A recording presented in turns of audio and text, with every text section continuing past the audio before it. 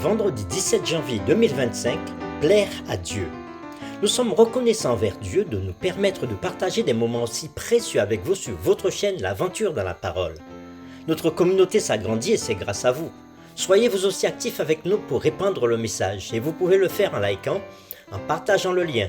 Nous vous invitons à vous abonner si ce n'est pas encore fait pour recevoir les notifications chaque jour. Et pour un confort d'écoute en continu, nous vous proposons la playlist de chaque semaine. Le texte à mémoriser de cette semaine que nous vous invitons à dire avec nous se trouve dans Sophonie chapitre 3, le verset 17. L'Éternel ton Dieu est au milieu de toi comme un héros qui sauve. Il fera de toi sa plus grande joie. Il gardera le silence dans son amour. Il aura pour toi des transports d'allégresse. Quelle est ma valeur aux yeux de Dieu? Pourquoi Dieu prend-il plaisir à nos louanges? Comment pouvons-nous estimer la valeur de chaque personne? Les séquences de cette semaine nous ont aidés à répondre à ces questions. Et nous avons commencé à le faire le samedi 11 janvier en introduisant la série de cette semaine, Plaire à Dieu. Puis le dimanche 12 janvier, nous avons vu Plus précieux que vous ne l'imaginez. Puis le lundi 13 janvier, Tressaillir de joie. Le mardi 14 janvier, Plaire à Dieu. Le mercredi 15 janvier, Des pierres vivantes. Le jeudi 16 janvier, Un objectif louable. Et aujourd'hui, nous poursuivons avec des réflexions avancées. Le fait que Dieu se réjouisse de ses créatures montre à quel point nous sommes précieux à ses yeux. La parabole du Fils prodigue illustre remarquablement à quel point nous sommes précieux dans l'estime de Dieu. En effet, les trois paraboles combinées dans Luc chapitre 15 sont racontées aux pharisiens et aux scribes récriminateurs, soulignant l'incroyable valeur des êtres humains perdus aux yeux de Dieu. Il est à noter que les pharisiens et les scribes ne voient aucune valeur dans les gens qui sont chaleureusement reçus par Jésus. L'écrivain Ellen G. White souligne ceci. Alors que les pharisiens les méprisaient et les condamnaient, le Christ accueillait ces pécheurs comme des enfants de Dieu, égarés loin de la maison paternelle, mais présents dans le cœur du Père. Elle dit cela dans le livre Les paraboles de Jésus à la page 156. Avec les trois paraboles, Jésus reproche la mentalité dédaigneuse des pharisiens, soulignant le plaisir divin de récupérer et de recevoir celui qui était perdu. En d'autres termes, l'expression de la joie et du plaisir dans chaque parabole indique la valeur de celui qui a été perdu. Dans la parabole de la brebis perdue, le berger s'était empressé pour aller à sa recherche, jusqu'à ce qu'il la retrouve. Il revient avec elle et la met avec joie sur ses épaules. Plus nous réalisons à quel point le berger est joyeux, plus nous percevons à ses yeux la valeur de la brebis qui a été perdue. En effet, la joie et le plaisir du berger débordèrent alors qu'il invita ses voisins et ses amis à se réjouir avec lui. Le même schéma apparaît dans les deux autres paraboles. Dans la parabole de la pièce perdue, la femme chercha soigneusement la pièce jusqu'à ce qu'elle la retrouve. Puis, avec une joie débordante, elle invite ses voisins et amis à se réjouir avec elle. En ce qui concerne la parabole du Fils prodigue, qui est le point culminant des trois paraboles, le Fils n'était pas seulement perdu, mais on nous dit qu'il avait obstinément pris des mesures progressives vers cette condition, car il n'avait pas discerné les véritables implications de cette décision irréfléchie. Finalement, lorsqu'il avait repris ses sens, le Fils prodigue sentit que sa dignité, sa valeur devant son Père avaient été perdues à cause de son propre péché.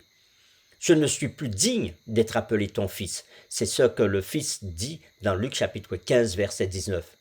Cependant, les actions du Père furent différentes des attentes raisonnables du Fils. Aussitôt, le Père courut se jeter à son cou et le baisa. Étonnamment, ce ne furent pas les seules expressions de bonne volonté et de joie de la part du Père. Sans prêter attention à la demande du Fils d'être accepté comme un serviteur, le Père souligne la dignité de son Fils en demandant au serviteur de lui apporter la plus belle robe, un anneau et des souliers. Mais cela n'était pas tout. L'affirmation de la valeur du Fils au moyen des vêtements distinctifs fut intensifiée par la célébration remarquable que le Père promut. Amenez le veau gras et tuez-le, mangeons et réjouissons-nous. C'est ce qu'a dit le Père. En bref, le Père ne se contenta pas seulement de recevoir le Fils, mais il était aussi heureux de ce retour. Jusqu'à présent, nous trouvons dans la parabole du Fils prodigue le même schéma général identifié par les paraboles de la brebis perdue et de la pièce perdue, à savoir, la chose perdue est retrouvée. Il y a une célébration de cette nouvelle. Cependant, la parabole du Fils prodigue va un peu plus loin, car la célébration est fortement remise en cause par le Fils aîné. Ce point est pertinent car il illustre l'attitude des pharisiens au début du chapitre. On peut le voir dans Luc chapitre 15, le verset 2. Le fils aîné de la parabole et les pharisiens critiquèrent fortement la réception des pécheurs et la communion, donc la célébration à table avec eux. Cette critique révèle à quel point ils sous-estiment la valeur de l'accueil chaleureux de ces personnes. En revanche, la parabole enseigne comment Dieu apprécie ses fils et ses filles et se réjouit lorsqu'ils se repentent et le cherchent.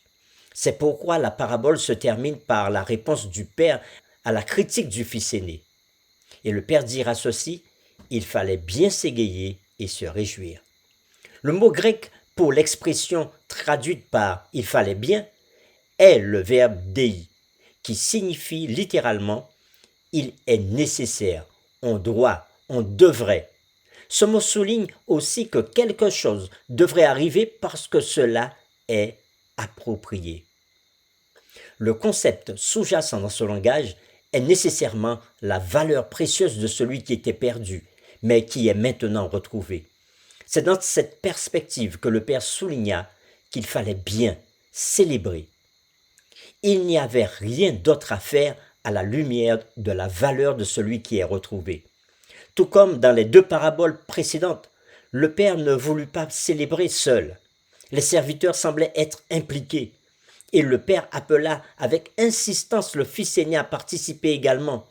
Le fils prodigue n'était pas seulement le fils du Père, pour utiliser le langage du frère aîné, mais comme le Père l'appela, ton frère.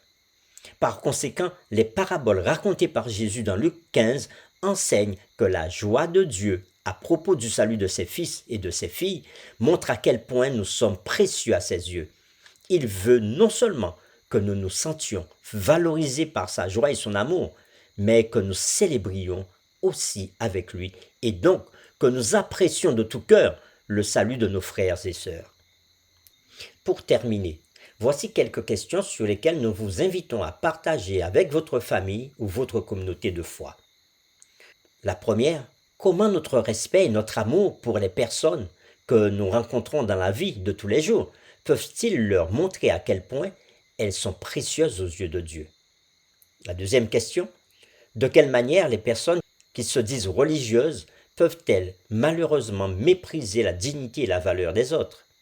La troisième question, ceux qui aiment Dieu voudront savoir comment lui plaire. Mais comment en réalité pouvons-nous plaire à Dieu? Dans quelle mesure la façon dont nous apprécions les autres est-elle liée à la joie de Dieu pour le salut de son peuple? Et la dernière question, que pouvez-vous faire pour valoriser chaque personne au point de prendre plaisir à son salut et de proclamer la bonté et l'amour inébranlable de Dieu? Notre série Plaire à Dieu est terminée. Nous vous donnons rendez-vous dès demain pour une nouvelle série intitulée « Le Dieu passionné et compatissant ». Nous vous invitons à prier avec nous. Merci Seigneur Dieu, parce qu'aujourd'hui encore, tu nous montres à travers cette séquence combien tu es heureux lorsque tes enfants viennent à toi, lorsque tes enfants reviennent vers toi. Et tu nous montres encore une fois de plus que tu es un père passionné pour tes enfants. Tu attends et tu vas à la recherche de ceux qui sont perdus, afin qu'ils puissent goûter du salut. Et tu te réjouis lorsqu'ils reviennent vers toi. Aide-nous, nous aussi, à être des canaux par lesquels d'autres viendront à toi, afin que la réjouissance soit totale dans le ciel. Nous t'avons prié au nom de Jésus. Amen.